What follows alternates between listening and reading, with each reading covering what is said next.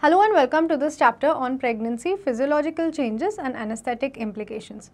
My name is Dr. Jhanvi. I've done my MD from Tata Memorial Hospital, and today we are going to be discussing a very important topic which comes in your theory exams, practical exams, as well as also during your residency years you are asked a lot of questions on it. And that is, what are the basic changes in pregnancy and how is our anesthesia affected by it. Now, in this chapter, we are going to cover the basics of every system that has some implications, and then we have covered the advanced management like in pregnancy induced hypertension, anemia of pregnancy, labor analgesia, all of that is covered in the section of obstetrics. So, let us go ahead and see this chapter. First of all, why am I speaking so much about changes in pregnancy? There are hormonal alterations in pregnancy. As you know, there is increased production of progesterone, increased production of relaxin, HCG, all these hormones which cause changes not just in the reproductive system but also in the entire body. Second is, there is a big gravid uterus which goes on increasing in size as the pregnancy progresses. So, there are some mechanical effects due to this gravid uterus which we need to take into account. Third is, you are going to provide everything for two people, for the mother as well as the fetus. So, it starts off from basic requirement like that of oxygen and glucose. Hemodynamic alterations are seen as a result of these hormonal changes, and remember, even when you are giving anesthesia, you are caring for two patients. It is not just the mother that you are taking care for or the fetus that you are taking care for, you are taking care of two people. See, the obstetrician will mainly see the mother, the pediatrician will mainly see the neonate, but the anesthetist has to make sure that both of them are healthy. Now, let us go ahead to the first systemic change in pregnancy. First and the most important thing is cardiovascular changes. I have given you some percentages over here. Now, you do not need to remember the percentages as such, but you just need to remember which part of the cardiovascular system is affected more as compared to the others. So, if you see here, the total blood volume increases by 30%, plasma volume by 45%, cardiac output by 30 to 50%, stroke volume by 20 to 50%. Okay? What you need to know is the maximum change occurs in plasma volume. The plasma volume is almost doubling. It is becoming 45% increase from its original level. Also, along with that, one more thing that you have to notice is, despite all these changes, and most of them are in positives except the peripheral resistance which is reducing by 15 to 20%, the central venous pressure remains almost the same. Now, why do all of these happen? Let us go and have a look at it. Okay? So, main thing is, when your progesterone is released, your progesterone will go and act on two things. One is the brain and one is the kidney. Okay. In the brain, it will decrease the thirst threshold. If it decreases the thirst threshold, the mother feels thirsty much more than usual. Okay. So, you will see that they always feel thirsty and dehydrated. So, they drink more water and eventually that will add to the plasma volume. What happens in the kidney? In the kidney, there is increased activation of the renin, angiotensin, aldosterone system. So, there will be increased renin activity, increased sodium reabsorption, and along with sodium you also have increased water reabsorption. So, the urine is concentrated, you are losing less amount of fluid in the urine, you are saving much more water in your body, and you are also taking in more water, there is more intake because of the decreased thirst threshold. So, all of these lead to an increase in plasma volume. Now, why is it so important to increase the plasma volume in pregnancy? Why can't we just work with the normal plasma volume?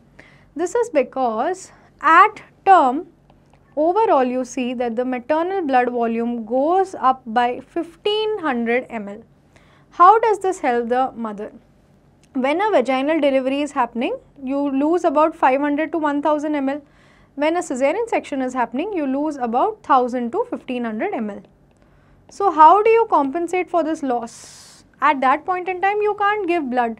Now, remember, pregnancy is something which is carried out in every part of the world. From the smallest, even people used to deliver in homes and the mothers used to survive well. Okay?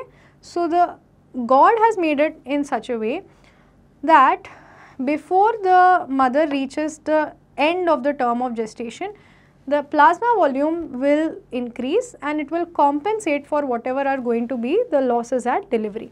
So, if we consider LSCS a maximum loss of 1500 ml, already her plasma volume has increased by this much by the time it is time for childbirth. So, as a result of this, the mother will not have hemodynamic instability after delivery. If there is a loss beyond this, yes, there can be hemodynamic instability and that needs to be taken care of by transfusing the patient. Blood volume returns to normal 1 to 2 weeks after delivery, okay. It is not normal immediately, it returns to normal 1 to 2 weeks after delivery. So, you need to follow up the patient's BP well in those 2 weeks and also need to hydrate her. Now, what about the effect on cardiac output? Cardiac output, as you all know, is given by the formula cardiac output equals stroke volume into heart rate, okay. Now, both of these things increase in pregnancy.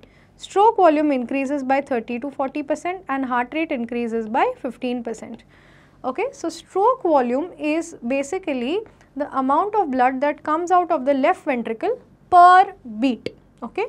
So, what happens is the left ventricle, the myocardium undergoes hypertrophy. If it undergoes hypertrophy, it has more strength to contract. If it has more strength to contract, it can push out more blood, okay.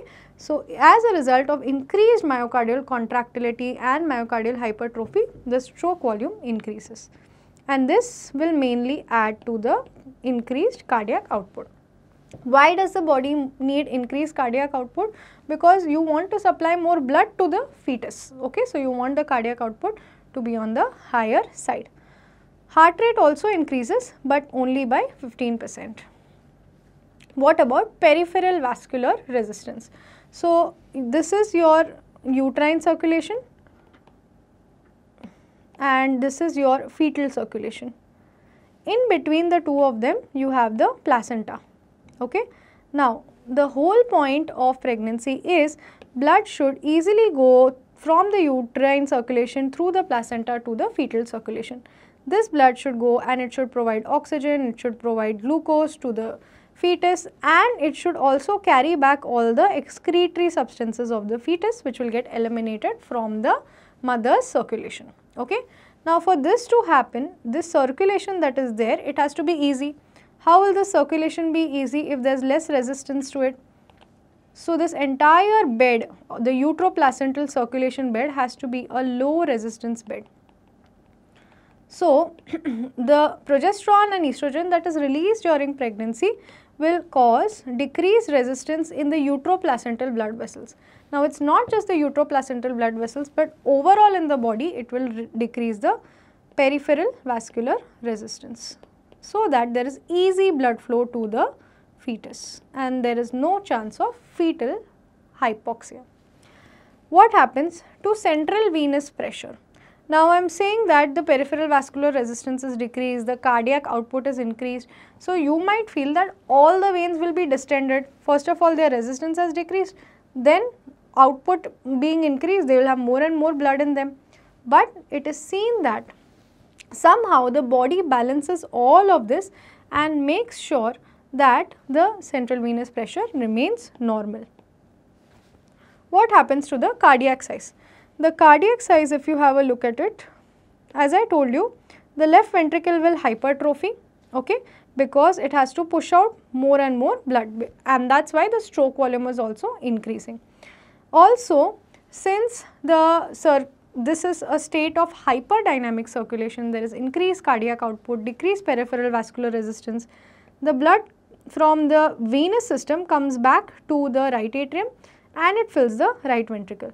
Now, since peripheral vascular resistance is low, the blood keeps on entering into the right ventricle, plasma volume is increased, so right ventricle gets more and more dilated. As a result of this, there is hypertrophy of the right ventricle too. So, this leads to something which is called as eccentric hypertrophy, okay. What about